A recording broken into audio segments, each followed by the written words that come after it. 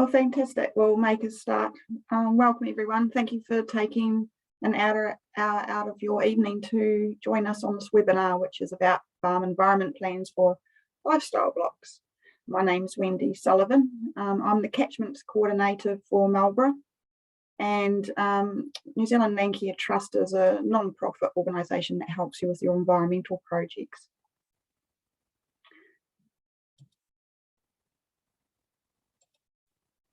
Right, this webinar is going to cover why have a farm environment plan, or FEP, and how to create one.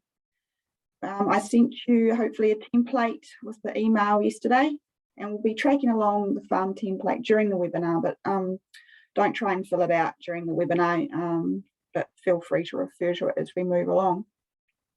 And if you've got any questions, just pop them in the chat bar down on the bottom of the screen. The farmers are facing some challenges at the moment with new regulations around freshwater in particular, but also climate and biodiversity requirements. Many of the new regulations won't apply to lifestylers or small blocks, so you're not required to have these plans by law. So why bother? Why be here tonight? Well, we believe that they can be a useful tool in assisting landowners in looking after and enhancing the biodiversity and freshwater values of your property. Many areas are starting to look at forming catchment groups, and by smallholders having farm plans and working towards similar goals, we believe this helps the farming community work together well.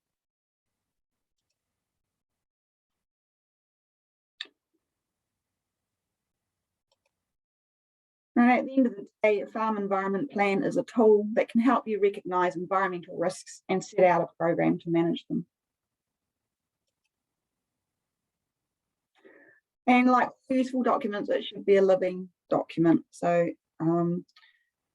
yeah, it shouldn't be sitting on the shelf or on the computer, never being referred to at all. I recommend getting it out regularly and getting the whole family involved. So our core focus as we walk through it tonight is to first acknowledge what you already know and do them well. And second, what practices could be improved on and how. You'll see in your template a section on mapping. So mapping can be as complex or as simple as you have the ability, and there's nothing wrong with a hand-drawn map or printing off an aerial map from Marlborough District Council's property maps and hand-drawing features over the top. There's also a number of GIS tools such as Google Maps, which allow you to draw features on. And we do have a webinar on that on our website if you do want to go that way. With the map, we want to map all the assets and all the challenges on your property. And the map's going to be important in identifying the potential cause and effect and target areas which you'd like to improve. And then your next section is creating your goals. So what are your environmental goals for your property?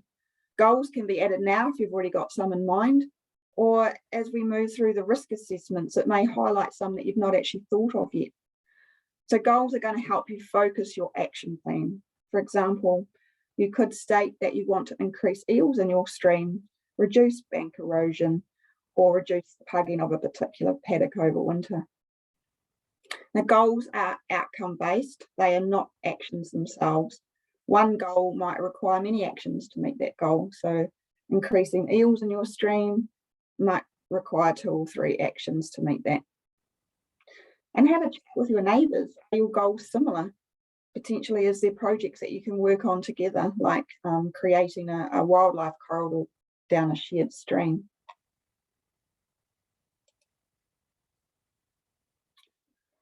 So the next step is important to note what you already do. And this way, what you need to do is going to naturally fall out of that, and it helps you form your actions. By going straight to the actions, you're likely to miss a heap of risks that you just didn't think of.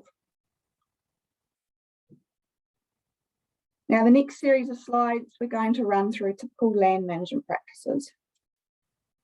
But before then, we need to introduce you to critical source areas.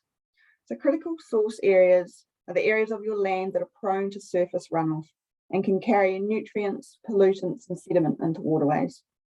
Now, these areas typically lead up to a drain or a stream, and they can be gullies, swales, springs, or formal wetlands. Within the realm of ecosystem health, waterway health is probably the most important, as you know, water is an important human health and recreational amenity. And so identifying your critical source areas is integral to developing your farm plan.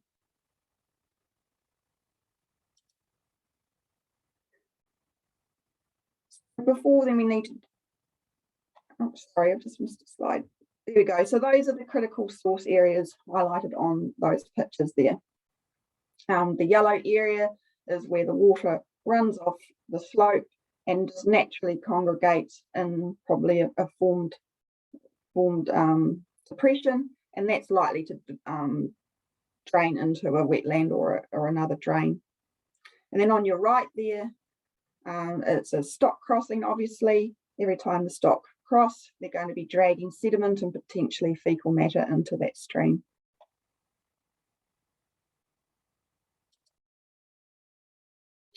And so what are the impacts of these critical source areas? First up is sedimentation, which is the soil content in the water, and that will decrease your water clarity.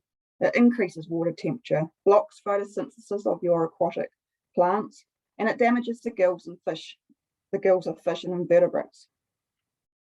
Nitrogen and phosphate, when it's in excess in the water, can lead to nuisance growth of plants and algae, and in extreme concentrations, it's toxic to animals and human health. And E. coli is an indicator of fecal matter in your streams. E. coli doesn't actually harm the stream itself, but it is an indicator of the presence of other harmful bacteria. And of course, the farm bottom line is that soil and nutrients belong on the paddocks, not in the waterway, so you're effectively losing your profitability when they wash downstream. So do you know where these critical areas are on your property? So you probably already know them as that paddock that takes ages to dry out, or that raceway that scours after a good rain. But if you can't remember, well, next time you have a heavy rain, grab your gumboots and head out and draw them on your map. Have a look at where is the water flowing, where is it overflowing, where is it pooling, and where are the areas of sediment loss.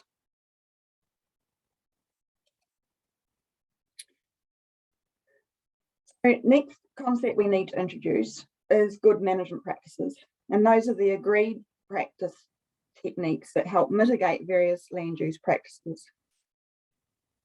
And as you go through the process of creating your action plan, it's good to refer to these so that you're using your time and money effectively and efficiently, and using all the resources that have been developed. Now, there is quite a few of them, and there's a lot of information around each one, and it's just in the interest of time and our brain power, I'm not going to go through them in great detail. I'm going to give you a brief snapshot of the main ones, and then there's more information in Appendix 1 of your template. And we've linked some really good resources on these. So first of all, stock. All of you with stock will already be thinking about stock management for production and animal welfare, but this good management practice is also about applying an environmental lens to the impact from stock. Too many stock are going to result in more pollutants entering the waterway and compacted soil or soil plugging. So maybe fewer well-fed stock can give better returns than underfed stock. And we're always encouraging to reticulate water. So take water to the stock, not stock to the water. And for grazing regime for the conditions, for example, very wet paddocks could be grazed first in winter before they become saturated. And talking of winter, getting stock through winter is one of the biggest challenges farmers face. The key is to plan your winter grazing before winter and use your knowledge of how your paddocks cope with winter to avoid the greatest impact. There are some key strategies that you can use, like the direction that you strip graze, maybe temporary or permanent fencing of wet areas, back fencing to reduce pugging, and planting catch crops in late winter to take up excess nitrogen. Beef and Land put together a really great webinar on this, and there is a link in your template to that, and I recommend, if that is a problem for you, to have a listen to that webinar. Slight winter grazing cultivation to reduce impact requires a bit of strategy. Paddock selection involves avoiding cropping on steeper slopes if you can, or cultivating along contours rather than up and down the slope. Sediment runoff or wind erosion is a problem during cultivation or when vegetation cover is too short or sparse. So try and reduce bare earth as much as possible. And healthy soil will reduce sedimentation, so build up that organic matter and maintain good soil structure and permeabilities. And of course, don't forget to build in your buffers around waterways. You'll hear me say that more than once tonight. So as mentioned in the previous slide, the goal is to retain sediment on the land before it gets to waterways. So for hills, the good management practice for erosion prevention means maintaining good cover of pasture and avoiding overgrazing. If you need tracks, try and minimise them and go across the slope, keeping tracks as flat as possible. Add cut-offs, culverts and sediment traps to direct or catch sediment movement. And maybe there's areas that are prone to erosion that you could let naturally regenerate, or plant individual specimen trees on areas that are slumping. For stream erosion, stock will increase erosion through direct damage to the bank, as well as removing the vegetation that is holding the bank together. So fencing stock out is important. Options for preventing or reducing stream bank erosion are hard engineering, which means structures such as rock walls or actions such as bank reshaping. Do not do hard engineering without checking with your council first, because it's likely that you're going to need a resource consent. And just be aware that hard engineering can do more harm than good if incorrectly installed, as you're altering the stream flow and potential force. And the other option is soft engineering, which is using plants to buffer the bank. Plantings can be native, which is providing native habitat for wildlife, but they can also be poplars or willows.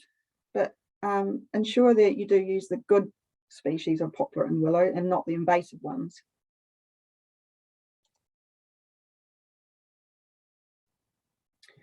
Wetland and riparian GMPs.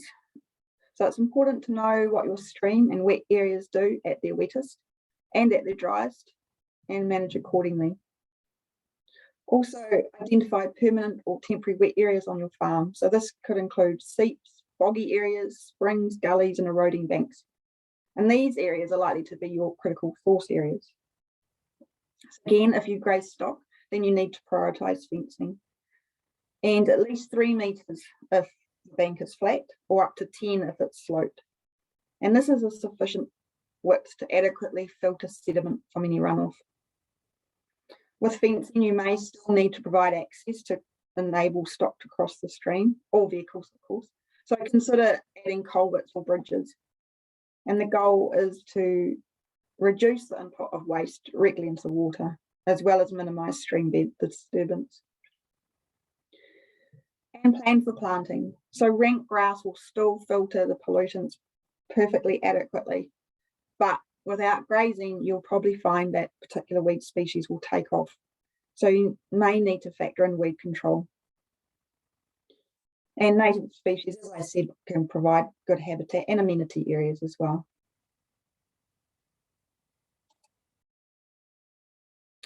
Biodiversity. So you may be lucky enough to have bush blocks or wetlands or other areas of biodiversity on your property already, or you might like to create these from scratch.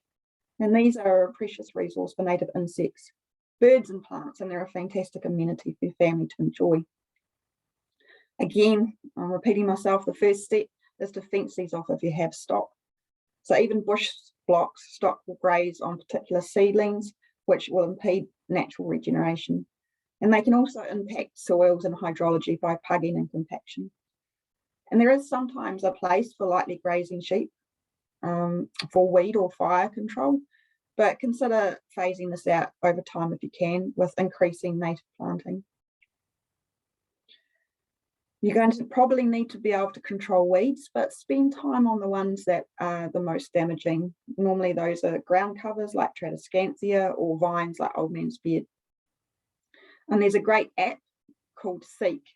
It comes part of iNaturalist app, and you can identify weeds by taking a photo of the plant and it will tell you what it is, which is helpful because then you can get advice on how to control it.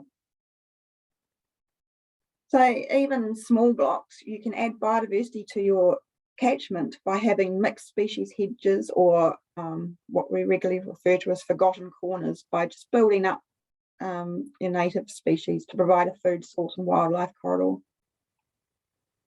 And just remember again that wetlands and wetted areas on private land are subject to council rules. So if you're going to enhance a wetland by using mechanical means, it's always good to check with your council first.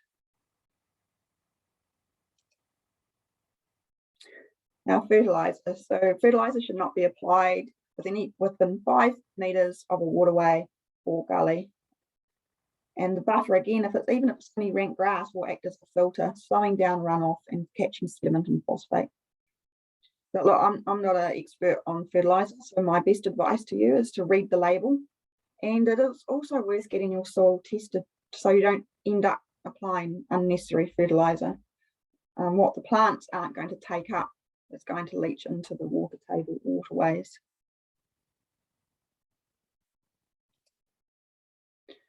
So I have gone through those good management practices fairly quickly. So just to remind you that in your farm plan template, Appendix 1 will have some really good resources that you can refer to. Next task on your farm plan template is to assess which of those GMPs are relevant to you and which you need to spend time on. And this assessment will then lead and help you formulate your action plan.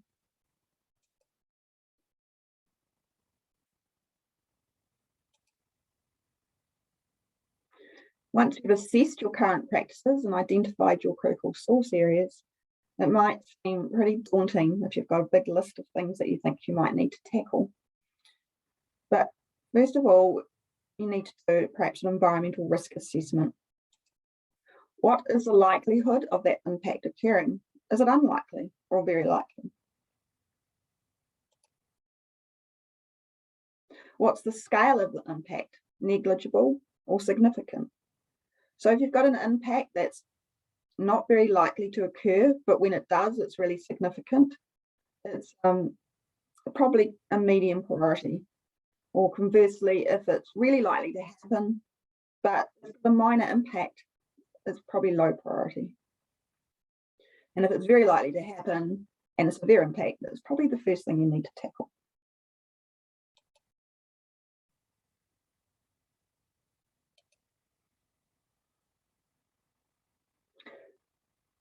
At this point, you've acknowledged what you do know and do already, and you discovered what could be improved and the severity of risk. So now that should lead you to identifying actions that need to be done. And your action plan is obviously the nuts and bolts. That's why you're putting your plan together. But try and have actions that are achievable in a certain time frame. You might need to break actions down into further bites that are spread out over several years. And actions such as planting up a waterway is probably going to need its own plan, to be fair. You might like to put together a planting plan which details each action in a little bit more depth than what this table can offer you. And just to reiterate, it's really good to prioritise so you're not feeling overwhelmed. And critical source areas and practices with a higher environmental risk probably should be a higher priority. But at the end of the day, it's a personal choice. And if your family chooses to do an action that is low priority but really important to you, well, that's your choice, and that's pretty cool too.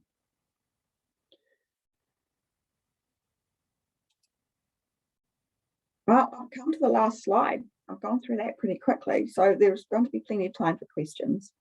But hopefully now you got the confidence to look at your property with farm environment plan eyes, and you feel comfortable that you've identified, or you can identify, all your critical source areas and know which good management practices that you need to work on.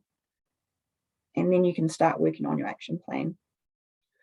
So if you need follow-up support, then please don't hesitate to flick me an email, and I will and try and find the answer to your query, or link you with a personal resource that I think that will be able to help you better than I will.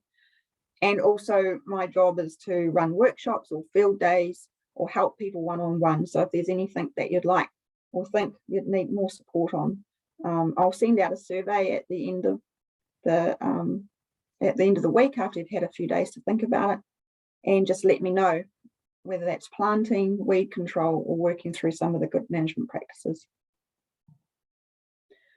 So that's all I really have to say. But if anyone's got any questions, please whack them in the chat bar and we'll see how we can answer them.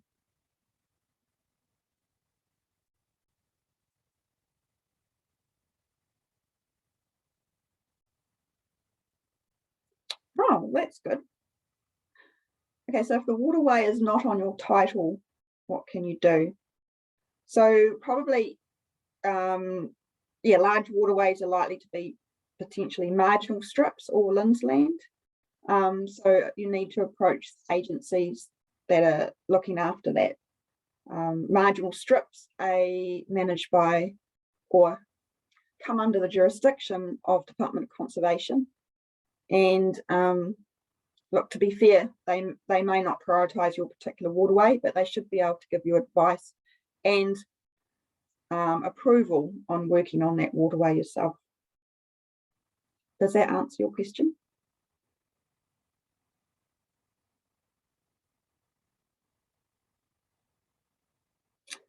That's great.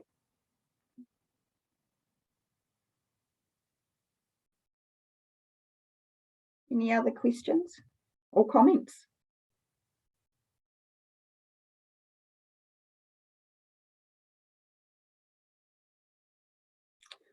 Well, that's really good. And yeah, thank you for joining us tonight. And yeah, please let me know if you need any support.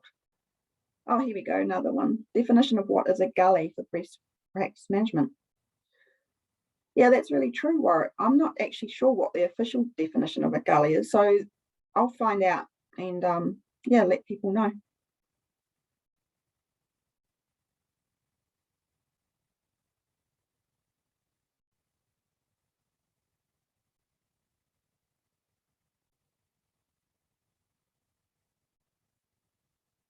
Cool. Any other questions or comments?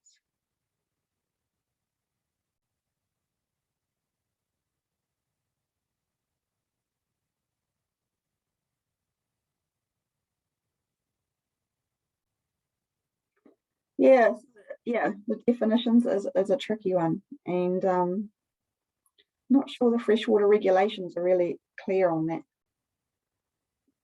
I don't think I'm in a position to answer that, Warwick.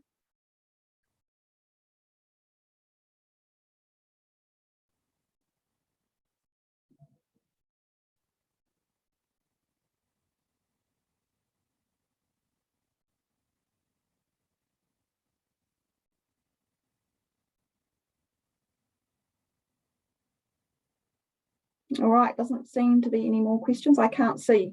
Oh, yes, here we go. Thanks, Rosalind. With nutrients to land need to be considered organic forms as well as fertilizer. Do not put a pile of mark right near the waterway.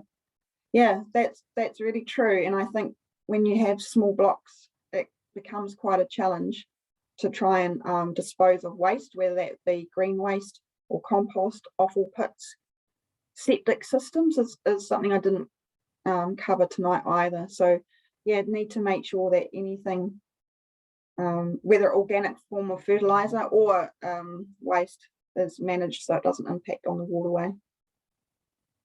I guess with organic forms of fertilizer, maybe keep the same principles in mind. So just keep it 5 meters away from a waterway.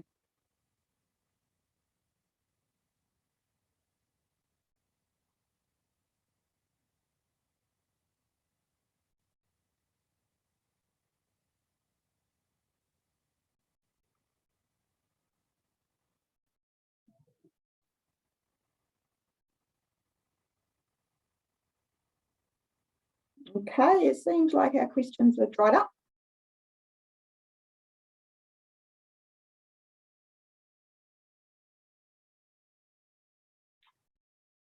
So I will let you get back to your evening. And yeah, as I say, please get in touch if you need anything more.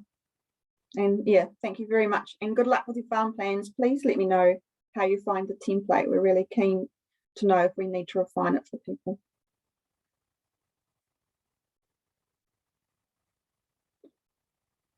All right, and I will finish the webinar. So yeah, thank you very much.